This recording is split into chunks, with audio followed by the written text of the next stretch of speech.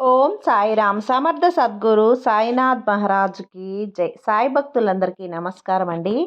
మన బాబా గారి దయ వల్ల మనందరం బాగుండాలి, సంతోషంగా ఉండాలి అని చెప్పి మనస్ఫూర్తిగా కోరుకుంటూ ఈ రోజుటి వీడియో స్టార్ట్ చేస్తున్నాను ఫ్రెండ్స్. ఇక ఈరోజు వీడియోలో మనం చూడబోయేది ఏంటి అంటే, తల్లి, నీ ఇంట్లోకి నీకు తెలియకుండానే మూడో వ్యక్తి ప్రవేశించారు. తొందరపడి నువ్వు వెంటనే ఆ వ్యక్తిని బయటకు పంపించకపోతే నువ్వు పొరపాటున కూడా ఆదమరిచావంటే నువ్వే రోడ్డున పడాల్సి ఉంటుంది. ఇది గ్రహించకపోతే మాత్రం జీవితాంతం కూడా నరకాన్నే చూస్తావమ్మా అని చెప్పి బాబాగారు మన కోసం ఒక మంచి సందేశాన్ని అయితే తీసుకొచ్చేసారండి. ఆ సందేశం ఏంటి, ఆ సందేశం రూపంలో బాబాగారు మనతో ఏం చెప్పబోతున్నారు వినే ముందుగా మన ఛానల్ని కనుక ఎవరైనా సరే కొత్తగా చూస్తూ ఉన్నట్లయితే ప్లీజ్ సబ్స్క్రైబ్ చేసుకోండి ఫ్రెండ్స్. వీడియో నచ్చితే కనుక లైక్ చేయండి, షేర్ చేయండి, కామెంట్ చేయండి, కొంచెం సపోర్ట్ చేయండి. ఇక వీడియోలోకి వెళ్ళబోయే ముందుగా, నిజంగా ఈ గురువుగారు చాలా బాగా చెప్తారు. మనకు తెలిసిన గురువుగారండి. షిరిడి సాయిబాబా ఆశీస్సులతో జ్యోతిష్యం చెప్తున్నారు గురూజీ సుబ్రహ్మణ్యం రాజు గారు. నెంబర్ 1 వశీకరణ స్పెషలిస్ట్. వీరి మొబైల్ నెంబర్ 9908224144. ఎలాంటి ప్రాబ్లం ఉన్నా సరే కేవలం ఫోన్ ద్వారా పూజలు చేసి పరిష్కరించేస్తారు. నేరుగా వెళ్లాల్సిన పని లేదు. పర్సనల్గా మీట్ అవ్వాల్సిన అవసరం కూడా లేదు. ఉన్న చోటనే కదలకుండా, మూడో కంటికి తెలియకుండా మీ మొండి సమస్యలను సైతం మీరు పరిష్కరించుకోవచ్చు. ప్రేమ, పెళ్లి, ఉద్యోగం, రాజకీయం, విదేశీ ప్రయాణం, ధనం నిలకడగా లేకపోవటం, భార్యాభర్తల మధ్య గొడవలు, ఆస్తి తగాదాలు, అప్పుల బాధలు, స్త్రీలు పురుషులు ఎటువంటి గుప్త సమస్యలున్నా సరే నెంబర్ 1 వశీకరణ స్పెషలిస్ట్. మీ మీద, మీ ఇంటి మీద చెడు ప్రయోగం జరిగినా, చేసి ఉన్నా కూడా నరదృష్టి, నరగోష్ట, సంతాన సమస్యలు, భార్యాభర్తల మధ్య, లవర్స్ మధ్య అనుమానాలున్నా, అపార్థాలున్నా, థర్డ్ పర్సన్ ఉన్నా సరే, అత్తాకోడళ్ళ మధ్య సఖ్యత లేకపోయినా ప్రతి ఒక్క ప్రాబ్లంకి చక్కటి సొల్యూషన్ ఇస్తున్నారండి. మీ వివరాలన్నీ కూడా సేఫ్ అండ్ సెక్యూర్గా ఉంచుతారు.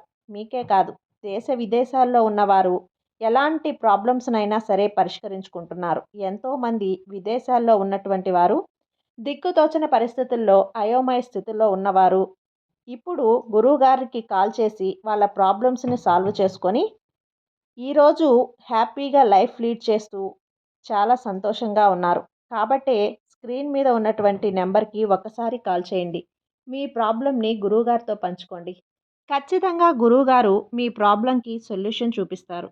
ఇక వీడియోలోకి వచ్చేస్తే, తల్లి, నీకు తెలియకుండానే నీ ఇంట్లోకి మూడో వ్యక్తి ప్రవేశించారు. అదేంటి బాబా, మూడో వ్యక్తి ఎవరు ప్రవేశించారు, ఏం చెప్తున్నారు మీరు, నాకేం కూడా అర్థం కావట్లేదు బాబా అని చెప్పి అడుగుతూ ఉన్నావు కదా. అయితే నీకు అర్థమయ్యే విధంగా చెప్తాను, జాగ్రత్తగా విను. ఎందుకు మూడో వ్యక్తి అనే మాటను వాడాను అనేది నువ్వు చక్కగా మనసు పెట్టి విను. నేను చెప్పే ప్రతి మాట కూడా జాగ్రత్తగా నువ్వు ఆలకిస్తేనే నీకు అర్థమవుతుంది. మనసంతా కూడా కొన్ని రోజుల నుంచి చికాకుగా, గందరగోళంగా, ఏ పని చేయాలి అనిపిస్తుంది కానీ ఆ పని మీద ధ్యాస లేకుండా కాసేపు పడుకుందాం, లేదా ఈరోజు పని రేపు చేసుకుందాం, లేదంటే తర్వాత వాయిదా వేసుకుందాం, తర్వాత చేసుకుందాం, కనీసం స్నానం చేయటానికి, ఇంట్లో దీపం పెట్టడానికి కూడా బాధగా, బరువుగా అనిపిస్తూ ఉంది కదా. మనసంతా కూడా సంతోషాన్ని కోల్పోయి బాధతో నిండిపోయి ఉంది కదా. తరచుగా ఇంట్లో భార్యాభర్తల మధ్య గొడవలు జరుగుతూ ఉన్నాయి. పిల్లలు చెప్పిన మాట వినకుండా ఇప్పటి నుంచే ఎదురు తిరిగి మాట్లాడుతూ ఉన్నారు. డబ్బుని అనవసరంగా ఖర్చు చేస్తున్నారు. ఏ మాట పిల్లల నుంచి మంచి కోసం చెప్పినా కూడా, లేదా భర్త మంచి కోసం చెప్పినా, ఒకవేళ భర్త అయితే భార్య మంచి కోసం చెప్పినా అందులో తప్పును మాత్రమే వెతుకుతున్నారే తప్ప నువ్వు ఎందుకు చెప్తున్నావు అని చెప్పి దాని వెనకుండే ఆంతర్యం ఏమిటి, వారి మంచి కోసమే చెప్తున్నావు అని చెప్పి ఇంట్లో ఏ ఒక్కరూ కూడా నేను అర్థం చేసుకోవటం లేదు. వారితో వాదించి వాదించి అలసిపోయావు కదమ్మా. అయితే ఈ ఒక్క మాట జాగ్రత్తగా విను. ఎప్పుడైనా కానీ మన చేతికి ఉన్న 5 వేళ్ళు సమానంగా ఉండవు. అలా అని చెప్పి మీరు ఒకే ఇంట్లో ఉన్నంత మాత్రాన మీ ఇంట్లో ఎంతమంది ఉంటే అంతమంది మనస్తత్వాలు ఒకేలా ఉండవు. నువ్వు అలా ఆలోచించడం తప్పు తల్లి. ఇక రెండవది ఏంటి అంటే, నువ్వు చెప్పినట్లుగా ఎదుటివారు వినాలి అని చెప్పి ఎదుటివారి మీద నువ్వు ఎక్స్పెక్టేషన్స్ పెట్టుకోవడం అంటే నువ్వు ఆశించడం. నువ్వు చెప్పిన మాట వినాలి అని చెప్పి అనుకోవటం, నువ్వు చెప్పిందే జరగాలి అని చెప్పి అనుకోవటం, నువ్వు చెప్పింది చెప్పినట్లుగా వాళ్ళు చేసి నీకు చూపించాలి అని ఆశించడం. ఇక్కడ అన్ని ఆశలు కూడా వారి మీదే పెట్టుకున్నారు. తీరా నువ్వు ఆశించినట్లుగా వారు ఏ పని చేయకపోయినా కానీ వారి మీద నువ్వు గొడవకి సిద్ధమవుతున్నావు. ఇక్కడ గొడవ పడటం నీదే తప్పవుతుంది. ఆశించడం కూడా నీదే తప్పవుతుంది. అవతలి వారు మళ్ళీ నోరు తెరిచి మాట్లాడారు అంటే వారికి తగ్గట్టుగా సమాధానాన్ని నువ్వు చెబుతున్నావు. దీనివల్ల గొడవలు పెరుగుతూ పెరుగుతూ పోవటం, రోజు రోజుకు ఇంట్లో అశాంతి అనేది ఏర్పడుతూ ఉండటమే తప్ప పైసా కూడా లాభం ఉండదు అని చెప్పి నువ్వు తెలుసుకోలేకపోతున్నావు. ఇది తెలుసుకోవాలి అంటే మొదట నువ్వు మారాలమ్మా. ఒకరి మీద నువ్వు ఆశలనేటివి పెట్టుకోవడం, ఒకరు నీకు తగ్గట్టుగా నడుచుకోవాలి అనుకోవటం నువ్వు ఎప్పుడూ కూడా చేయకూడదు. అలా చేయకుండా ఉన్నప్పుడు నీ పని నువ్వు చేసుకుంటూ వెళ్ళినప్పుడు మాత్రమే మనశ్శాంతిగా ఉండగలుగుతావు. ఇక్కడ నీకొక డౌటొస్తుంది. బాబా నేనేం చెప్పినా కూడా వారి కోసమే చెప్తున్నాను. వారి మంచి కోసమే చెప్తున్నాను. నన్నిక్కడ ఎవ్వరూ అర్థం చేసుకోవటం లేదు. వారికి నచ్చింది వారు చేసుకుంటూ వెళ్ళిపోతున్నారు. మరి నేనెందుకు ఇంట్లో ఒక వస్తువునా? కనీసం నన్ను పెళ్లి చేసుకున్నందుకు నేను చెప్పిన మాటకి గౌరవాన్ని ఇవ్వాలి కదా! ఒక మాట కాకపోయినా ఒక మాటైనా వాళ్ళు వినాలి కదా అని చెప్పి అయితే దీనికి కూడా సమాధానం చెప్తాను విను. ఇక్కడ అందరి విషయాల్లో కూడా ఇలా జరగదు తల్లి. కొంతమంది 1, 2 సార్లు గొడవ పడితే వారిలో మార్పొస్తుంది. నువ్వు చెప్పిన మాటను అర్థం చేసుకొని, నా మంచి కోసమే కదా తను చెప్పింది అని చెప్పి ఆలోచించుకొని, దానికి తగ్గట్టుగా వారి యొక్క ప్రవర్తనను మార్చుకుంటారు. మరికొంతమంది ఎంత చెప్పినా కానీ చెవులో జోరీగలాగా మొత్తుకున్నా కానీ దున్నపోతు మీద వర్షం పడ్డట్లుగా నువ్వు వాగిన దానికి వాగినట్లే ఉంటావు కానీ వారు చేసే పనిలో ఇంత కూడా మార్పుండదు. వారు చెయ్యాలనుకున్నదే చేస్తారు. అంత మూర్ఖత్వంతో వారి మనసు నిండిపోతుంది. అటువంటి మూర్ఖులు మారరు తల్లి.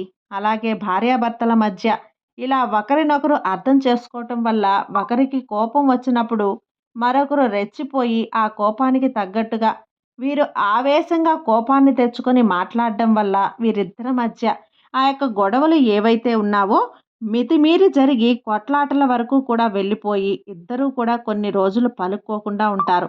ఇంట్లో మనశ్శాంతి కరువవుతుంది. పిల్లలకు కూడా ఉండదు. పెద్దలకి మనశ్శాంతి లేకపోవటం, చేసే పనులలో శ్రద్ధ తగ్గిపోవటం, ఏ పని చేయాలి అని చెప్పి అనిపించకపోవటం, మీరిన గొడవలు, గౌరవం తగ్గటం, మీరెప్పుడు గొడవ పడుతూనే ఉంటారు అని చెప్పి పిల్లలు కూడా మిమ్మల్ని చిన్నతనంగా, చులకనగా చూడటం ఇదంతా కూడా జరగటం వల్ల నువ్వు సాధించేదేంటి? నువ్వు ప్రశ్నించుకో బిడ్డా. ఒక్క మాట చెప్తాను. మీ ఇద్దరికీ పెళ్ళయ్యి 1 నెల లేదా 10 రోజులా? లేదు కదా! కొన్ని సంవత్సరాలు గడిచిపోయాయి. మీ ఇద్దరికి పిల్లలు కూడా పుట్టారు. అయినా కూడా ఎవరి మనస్తత్వం ఎలా ఉంటుందో, ఎవరి వ్యక్తిత్వం ఎలా ఉంటుందో, ఎంతవరకు ఒకరినొకరు అర్థం చేసుకోలేక ఈ విధంగా గొడవలు పడుతూ సగం జీవితాన్ని నెట్టుకుంటూ వెళ్ళిపోయారు. వెనక్కి తిరిగి చూసుకుంటే ఒక్కొక్కరికి పెళ్ళై 10 సంవత్సరాలు, 11 సంవత్సరాలు, ఇంకా ఎక్కువ సంవత్సరాలే అయ్యుండొచ్చు. కానీ ఒకరిని మార్చాలి అనే ప్రయత్నంలో ఒకరుండటం, ఒకరు మారతారేమో అని చెప్పి ఆశగా ఎదురు చూస్తూ మరొకరుండటం. ఇక్కడ రాజీ పడటం అనేది ఎక్కడా కూడా జరగడం లేదు. మీ ఇద్దరి మధ్య మూడో వ్యక్తి అనేది ఎప్పుడొస్తారు అంటే, ఇక్కడ భార్య, భర్త ఒకరినొకరు ప్రేమ చూపించుకోవటం కోసం పూర్తిగా తగ్గిపోయినప్పుడు. ఎవరైతే కొంచెం అర్థం చేసుకున్నట్లుగా లేదా ఎవరైతే ఇటు భర్త కన్నా భార్య ఎక్కువ అశ్రద్ధ చూపిస్తున్నప్పుడు బయటకు వెళ్ళిన మగ మనిషి మీదే వేరే ఆడవారు కొంచెం ప్రేమను చూపించిన ఆ వ్యక్తి బయట ఉన్న వేరే మహిళకు అట్రాక్ట్ అయ్యే అవకాశం ఉంటుంది. అందుకంటే ఇంట్లోకి వస్తే గొడవలు, తగువులు, ఒకరినొకరు అర్థం చేసుకోలేకపోవటాలు. దీనివల్ల ఇంట్లో ప్రేమ కరువైపోతుంది. సంతోషం అనేదే దక్కదు. మరి ఈ ప్రేమ కోసం, ఈ సంతోషం కోసం వేరే వ్యక్తిని వెతుక్కుంటూ వెళ్తాడు మగవాడు. ఇలా ఎప్పుడైతే మూడో వ్యక్తి తన యొక్క జీవితంలోకి మీ ఇద్దరి మధ్యకు వస్తుందో, ఇప్పుడు పడుతున్న బాధల కంటే ఇంకాస్త బాధలు ఎక్కువయ్యే అవకాశం ఉంటుంది. అసలు ఎక్కువవ్వటం అనే మాట పక్కన పెడితే, ఇక ఒకరి జీవితం నాశనం అయిపోయినట్లే అని చెప్పి ఆలోచించుకోవాలి. అప్పటి వరకు తిడుతూనో, అరుస్తూనో, గొడవ పడుతూనో, కాస్త ఇంట్లో మంచి చెడు చూస్తూ, ఒక రూపాయి వాడుతూ, ఇంట్లోకి కావలసినవన్నీ తెచ్చిపెడుతూ, పిల్లల్ని జాగ్రత్తగా ఫీజులు కట్టుకుంటూ, పెంచుకుంటూ, వాళ్ళ పుట్టినరోజు వస్తేనో, ఫంక్షన్ వస్తేనో బట్టలు కొనిచ్చి, ఎంత గొడవ పడినా కూడా నా పిల్లలే, నా ఇల్లే, నా భార్యే అనుకుంటూ మగ మనిషి ఇలా వేరే ఆడదాని మోజులో పడినప్పుడు ఇవన్నీ కూడా పూర్తిగా మైనస్ అయిపోతాయి. అలా అవన్నీ తగ్గిపోయి పూర్తి ధ్యాస ఆ మహిళ మీదకు వెళ్ళిపోతుంది. అలా ఆ మహిళ మీదకు వెళ్ళిపోయినప్పుడు తర్వాత నువ్వు ఎంత గుంజుకున్నా కూడా, ఎంత ఏడ్చినా, మొరపెట్టుకున్నా, గొడవలాడి, దెబ్బలాడినా విరిగిపోయిన మనసనేది అతుక్కోవటం అనేది జరగదు తల్లి. కాబట్టి ఎప్పుడైనా కానీ దీపం ఉండగానే ఇల్లు చక్కదిద్దుకోవాలి అన్నట్లుగా నీకు అవతల వ్యక్తి మూర్ఖుడు అని చెప్పి తెలిసినప్పుడు నువ్వు సైలెంట్‌గా వెళ్ళిపోవటంలో తప్పేమీ లేదు. గొడవ పడటం వల్ల లాభం లేదు. అలా తెలిసినప్పుడు నువ్వు మౌనంగా ఉండటంలో తప్పేమీ లేదు కదా! నువ్వు అవతలి వ్యక్తి నీ మీద ప్రేమ చూపించడం చేత కాదు అని చెప్పి తెలిసినప్పుడు, ఆ ప్రేమను ఆశించకపోవటమే మంచిది. ఇటు పూర్తిగా కాల్చుకోవడం కంటే కూడా ఎంతో కొంత కాస్త సగమైనా కూర్చోవచ్చు కదా! కానీ శరీరమంతా కాలిపోయి తర్వాత మిగిలేది బూడిదే అన్న విషయాన్ని గ్రహించు. బిడ్డ, ఇదంతా కూడా ఎందుకు నీకు చెప్తున్నానంటే, ఇప్పుడు సమాజంలో చాలా వరకు కూడా ఇవే జరుగుతూ ఉన్నాయి. నీ జీవితం ఇలా అంధకారంలో పడకూడదు.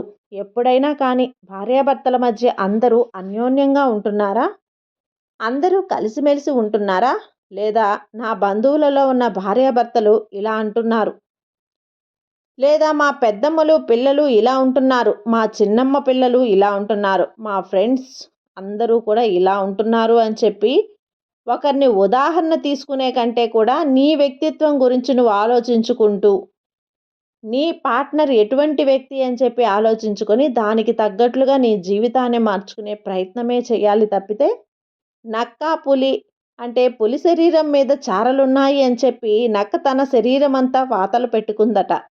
అంతటి పిచ్చి పనులనేవి ఎప్పుడూ కూడా చేయకూడదు. ఒకటే తెలుసుకోవాలి, జీవితం అనేది ఎప్పుడూ కూడా సంతోషంగా ఒక పూల బాటలాగా సాగిపోతూ ఉండదు. కష్టాలు వస్తాయి, నష్టాలు వస్తాయి. కష్టాలొచ్చినప్పుడు వాటిని దాటుకుంటూ తెలివిగా అడుగు ముందుకు వెయ్యి. ఏ ఇంట్లో అయితే భర్త మద్యాన్ని సేవించి ప్రతిరోజు కూడా తను 500 సంపాదిస్తే 500 కూడా మధ్యాహ్నమే పెట్టుకొని ఇంటికి వచ్చి ఆ యొక్క పార్ట్నర్ అంటే భార్యను కొట్టి తిట్టి ఇంట్లో మనశ్శాంతి లేకుండా చేయటం. అప్పుడు నువ్వు కఠినమైన నిర్ణయం తీసుకొని తనతో విడిపోదామా లేదా తల్లిదండ్రులను పిలిపించి మాట్లాడుకుందామా ఇటువంటివి చేయాలి తప్ప ఎవ్వరూ కూడా ఆ మత్తుకి పూర్తిగా బానిసైపోయి ఫుల్లుగా తాగొచ్చి ఇంట్లో భార్యను కొట్టకుండా ఏమీ చేయకుండా ఎక్కడున్నా ఒక్కసారి లైట్‌గా తాగి ఇంట్లో అన్నీ సక్రమంగా జరుపుతూ తన బాధ్యతలేంటో తనకు తెలిసి కాస్తంత మూర్ఖత్వంగా ఉన్నప్పటికీ కూడా చూసి చూడనట్లు వదిలేసుకుంటూ జీవితాన్ని ముందుకు నెట్టుకుంటూ వెళ్ళిపోవటమే. ఇదే చేస్తూ ఉంటే జీవితంలో నువ్వు అనుకున్నవి కొన్నాళ్ళకైనా సరే సాధించగలుగుతావు. యువతల వ్యక్తి మూర్ఖుడు అని చెప్పి తెలిసినప్పుడు మనం ఇంకాస్త మూర్ఖత్వాన్ని చూపిస్తే మరొక వ్యక్తి ప్రవేశించే అవకాశం అనేది చాలా ఎక్కువగా ఉంటుంది. ఆలోచించుకో. ఈ అవకాశం రాకుండా నీ తెలివితేటలను నువ్వు చూపించి తన మూర్ఖత్వానికి సంకెళ్ళు వేసి నీ జీవితంలో అడుగు ముందుకు వేసుకుంటూ వెళ్ళాలి. అరచినా గొడవ పడినా ఎంత గొనిగినా కానీ నీ నోరనేది మాట్లాడకూడదు. నువ్వు పన్నెత్తి మాట్లాడకూడదు. నువ్వు ఓర్పుగా ఉండాలి, శాంతంగా ఉండాలి. అరిచి అరిచి అవతలి వారే సైలెంట్ అయిపోతారు. ఎవరి యొక్క తలరాతకు తగ్గట్టుగా భగవంతుడు వారి విధిని రాస్తాడు. ఈ విధిని ఈ విధంగా ఉంది అని చెప్పి నువ్వు భావించుకోగలిగా ఓర్పుగా ఉండగలిగితే ఖచ్చితంగా నీకు మంచి రోజులు వస్తాయమ్మా. నేను చెప్తున్నాను కదా, అలా ఎదురు తిరిగి ఎప్పుడూ మాట్లాడి గుట్టుగా ఉండాల్సిన కాపురాన్ని నడి రోడ్డు మీద నువ్వు గుట్టు విప్పి నిలబడితే నువ్వే అలసిపోతావు. నీ బిడ్డలు అలసిపోతారు. ఇటు నీ భర్త కూడా అలసిపోతాడు.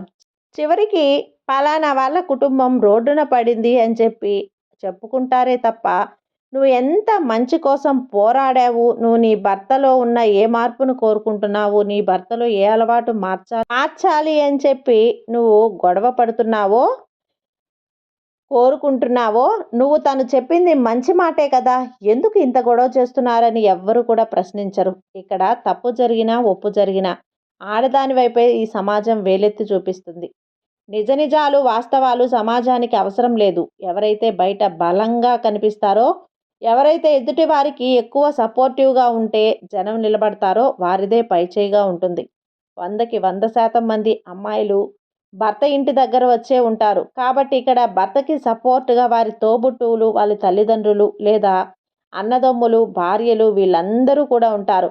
కానీ ఇక్కడ అమ్మాయి ఉంటే ఒక్కటే ఒంటరిగా ఉంటుంది.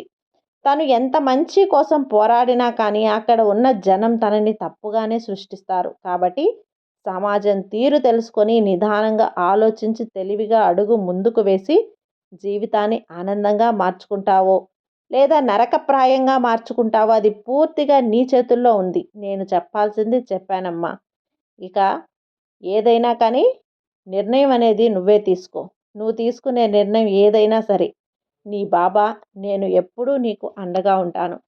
నీ బాబా మీద ధైర్యం ఉంచుకొని, నమ్మకాన్ని ఉంచుకొని, ఒక్కసారి నన్ను తలుచుకొని నీ సమాధానాన్ని నువ్వు ఎంచుకో. అప్పుడే నీ జీవితం సంతోషంగా ఉంటుంది. నీ బాబా నీకు తోడుగా ఉన్నంత వరకు నీకు భయమెందుకు చెప్పు.